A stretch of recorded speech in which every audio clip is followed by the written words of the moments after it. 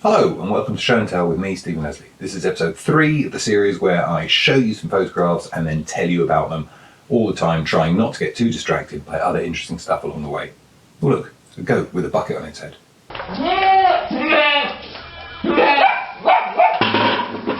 Sorry about that. But by the way, if you're watching this and you haven't yet seen the previous 2 episodes, then stop what you're doing, go back, watch them first, and then you can return to this, because otherwise you're going to miss a lot of the running jokes. Anyway, this week I want to try and do a relatively short and focused episode, because making these things takes me far too long and I've got lots of other things to do, as well as trying to take some photographs on my own. So without any further ado, let's get cracking, because today I want to talk about this really stupendous photograph by the late great French photographer MARC Riboud.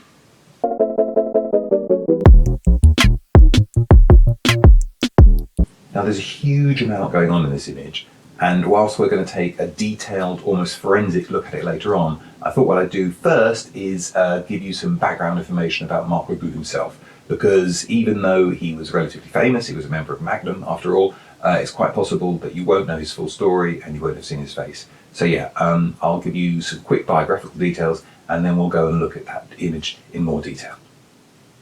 So here is MARC Riboud, and for the people who've been watching the other episodes, you'll note that he very much falls into the camp of hairy photographers who are not bald.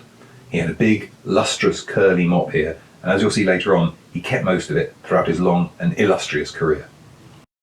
But we won't hold that against him, because he went on to go and produce some of the most fantastic images of the 20th century. He was born in France in 1923. He fought in the French resistance in the Second World War, and then in the early 1950s he started travelling and taking photos. Here's one he took in London in 1954, which is just great. I love the kid using a dustbin lid as a shield, and like all good photographs, it makes me want to know what happened next. It makes me speculate about whether these kids shot that old lady, dragged her home, and then had her stuffed. No? Too much? Sorry, maybe that's just me. Anyway, Riboud went on and befriended Cartier-Bresson. He joined Magnum, and his photographs just kept on getting better and better. He's made several truly iconic images. Some in Europe, like this great one of a painter on the Eiffel Tower, or this brilliant shot of an outdoor portable confessional, also in France. But what Riboud is really renowned for is his work in Asia. He was one of the first European photographers to go and photograph in China. He was also in Vietnam, Afghanistan, Pakistan, and Iran. He went and photographed in Africa too. The list goes on, and there's hardly a duff photo of his out there. And even though he was very clearly a press and documentary photographer, I think he always retained a very street, humanist sensibility and a good sense of humour. His work is just brilliant. And he had great hair. I'm so jealous. I'm going to stop showing you these photos right now, because I could just carry on doing that all day. If you want to see more of his work, then there's tons of Riboud books out there. I've got this little one, which is a photo file, Thames and Hudson thing, which is really surprisingly good, even though it's small, and you can pick it up for almost nothing on the internet. Then there's loads of other Riboud books. There's this one by Flammarion, which is also not expensive at all and excellent, and there's loads more. There's really no shortage of Riboud books to chuck your money at, or just visit his website, which is really thorough and chock full of goodies. But what I want to concentrate on today is a trip that Riboud took to Japan in 1958 and the unexpected and unforeseen consequences of that trip, because it's a fascinating and little known story. It was Riboud's first trip to Japan, and because of his association with Magnum, he was invited to a photographic rally or mass gathering organised by the Fujifilm Corporation in a town called Karuizawa, which is a resort town up in the mountains 140 kilometres north of Tokyo. So it was a jolly, basically. He probably got given a load of free Fuji merch and some great sushi. But when he got there, he obviously did what any decent photographer would automatically do and started taking photos of all the amateur photographers taking photos. So we know that all of these images would probably have been shot on the same day, Saturday, the 7th of June, 1958. And they are great, fun shots of men. Actually, there is also one shot of a female photographer too, and they're all happily snapping away. Please note the headwear. Quite a few of these men, I imagine, would have been covering up their bald spots under hats, caps, and weirdly, their berets.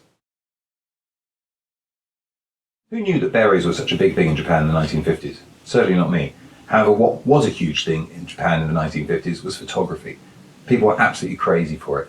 1 in 7 Japanese people owned a camera in 1958. Japanese photography magazines had print runs of 300,000 or more, and the industry was in direct competition trying to match and outstrip the German manufacturers. Canon and Nikon had Leica firmly in their sights, and Fujifilm wanted to be as big as Kodak. But that's enough about gear. I've always said this wasn't going to be a show about gear, and I'm not going to start now. Although, these old Pentax ads from the 1960s are just brilliant nostalgia.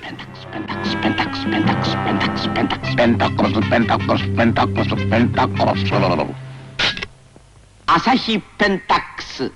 And I'd argue that this kind of self-reflexive aesthetic, people taking photographs and people taking photographs, is an entire photographic genre in itself. Although I'm not for one moment claiming that Ribou invented it, although he did it elsewhere other than just Japan. Here's a lovely photo he took of a nun taking a photo of the Pope, apparently. And there's just time to quickly show a few other favourites. This is a truly amazing photo of the British photographer Bob Collins, taken at the coronation of Queen Elizabeth II in 1953. Just look at his eye, and that pipe, pure gold. Martin Parr has almost exhaustively documented tourists snapping away all around the globe, at first for his book A Small World, and then beyond. This is a hilarious one by Jeff Mermelstein, who I incidentally am definitely going to do a show on one day. Then there's this one by the great British photographer and publisher of bump books, David Solomons, and this absolute banger by Majek Dakowitz in India. And coming back to Japan, here's one of my own. Taking photographs of people taking photographs is both fun and easy. If someone's looking through a viewfinder, then they're distracted. They're less likely to notice you and bust you, although they might take your photograph, although more of that later.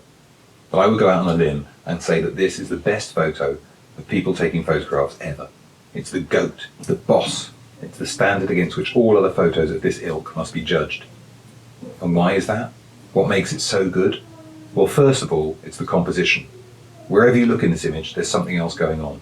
Even though almost everyone in it is doing the same thing, i.e. taking a photo, it also manages to be incredibly varied, and so your eye can almost never settle as you try to take it all in. I set myself the task of trying to count all the people in this photo, and here's what I discovered. I think there are only 3 models. This one at the front, this one lower down here, and then another one up at the back in the right-hand corner. Incidentally, one of the other amazing things about this image is the terrain they're all precariously perched on. Usually, you'd expect a camera club shoot with tons of men and models to take place on a beach with swimwear, but full credit to Fujifilm in 1958 for arranging their shoot to take place on what looks like the craggy lunar surface of the moon or the lip of a dormant volcano. Then there are the blokes, the amateurs, the camera enthusiasts, in their Macs and caps and berets. Just look at them all. Now, I've actually counted them, and there's 80 photographers here, only one of which I think is a woman. This one up here, who seems to be in a long skirt. The rest of them are blokes, and a few of them in particular have caught my eye. This fellow is obviously a foot fetishist. This bloke has forgotten his light meter, or turned up to the wrong group entirely, and is making his excuses and buggering off early. And this man is either changing film, or has been caught short, and is taking a rather undignified dump on the rocks. As far as I can see, only one other photographer, this chap right up on the edge, has bothered to take a step back and do what MARC RIBOUD thought to do, which is to take a photograph that encompasses the whole glorious feeding frenzy, to try and create an image that is so much more interesting than yet another photo of a posing model. Unfortunately, we'll never know how that photo turned out, although I seriously doubt it's as good as this one. What this photo also makes you do is consider the subject of photographic overload. Remember, this was back in 1958, before digital and 128 gig SIM cards allowed people to shoot thousands of images in a single burst. But even so, we've got 80 or so photographers here, all merrily snapping away, generating hundreds or maybe even thousands of images. What happened to all those photographs? Whatever became of them?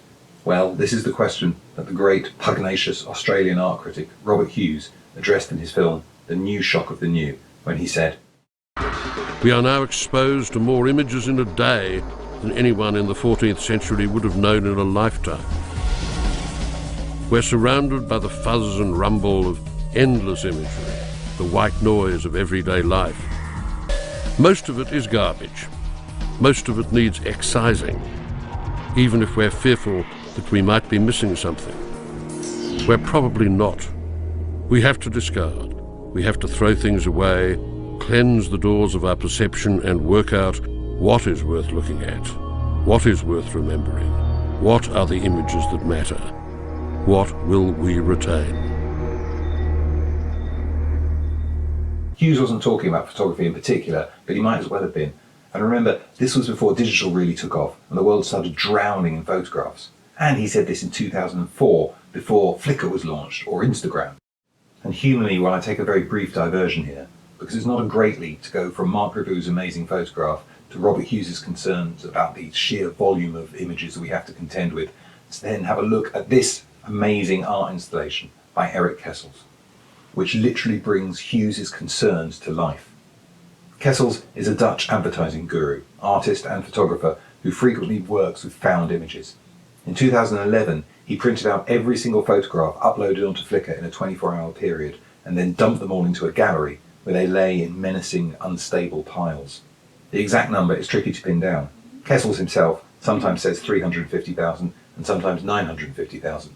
But whatever it is, the sheer size of the print run, around 500,000 photographs made tangible reality, is both fantastic to see and also extremely disconcerting. Like Hughes said, most of it is probably garbage that we have to throw away, except here is that actual garbage with all its weight and heft. Photography can do this to you. You can become obsessed with taking photographs and looking at images. It is an addiction, and addictions can be dangerous. When Marc Riboud took this photograph in 1958, he could have had no idea what was going to happen with photography, and it would continue to grow and proliferate like a virus, not just in Japan, but across the entire globe. And he certainly could never have predicted what this image would do to him personally. Because Riboud didn't know it, but amongst the 80 photographers on those inhospitable rocks were some of the greatest names in Japanese photography.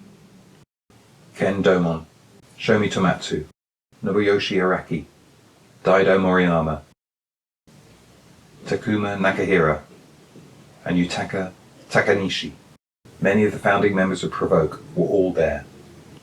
And unbelievably, they all hated Riboud's photograph. They felt that it portrayed them as nothing more than a bunch of sweaty amateurs, and so they made a solemn vow and sealed a chilling pact. They vowed to do to Riboud what he had done to them. This photo was taken by David Douglas Duncan nearly 20 years later, who travelled back with Riboud to Tokyo in 1980 and documented the scene that awaited them. The Japanese photographers had bided their time, gathered into a massive pack, and would stalk Riboud wherever he went, flashing him relentlessly. Riboud was partially blinded and fled Japan traumatized. But the Japanese photographers followed after him. They never stopped. They were relentless. Wherever he went, poor Riboud could not raise the camera to his eye without an irate Japanese photographer jumping into shot and taking his picture. You can see in these pictures that ever the professional, he'd soldier on and complete his assignments. But as he grew older and their campaign persisted, he began to grow weary and exasperated. His thick hair turned grey and started to thin. He knew that every time he went to take a photograph, another famous Japanese photographer would be there to take his photograph. Their revenge would never stop. Marc Riboud finally died exhausted in 2016 at the age of 93. I tried getting in touch with Eric Kessels to ask if he'd fancy collaborating on a project where we printed out all these photographs of Riboud and seeing if we'd have enough to fill a decent-sized shed with, but he won't return my calls. My name is Stephen Leslie, and I am prone to exaggeration and frequently tell downright lies. If you've enjoyed this episode, then please subscribe, leave some comments down below, let me know what else you'd like me to talk about, and I'll try and do another one soon. Thanks for watching.